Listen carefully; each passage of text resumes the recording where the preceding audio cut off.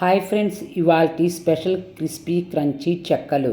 బియ్యపిండిలో పెసరపప్పు, పొట్టు మినపప్పు, పచ్చిపప్పు, పల్లీలు, నువ్వులు అవన్నీ వేసుకొని బియ్యపిండిలో కలుపుకోవాలి.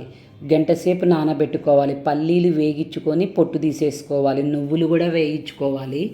కారం, ఉప్పు వేసుకొని గోరువెచ్చటి నీళ్ళలో కలుపుకుంటే చాలా క్రిస్పీగా వస్తాయి.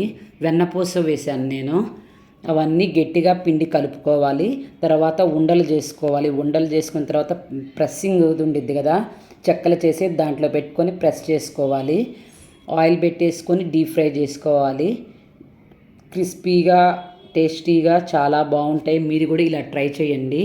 మీరు ఎలా చేస్తారు? నేనైతే ఇట్లా చేశాను. సగ్గుబియ్యం కూడా వేసుకోవచ్చు. సగ్గుబియ్యం లేవని వేయలేదు. మా మదర్ అయితే ఇట్లా చేసిద్ది. టేస్ట్ అయితే చాలా బాగున్నాయి. మీరు కూడా ట్రై చేయండి. మీకు ఎలా వచ్చినాయో కామెంట్ బాక్స్లో చెప్పండి. ఓకే.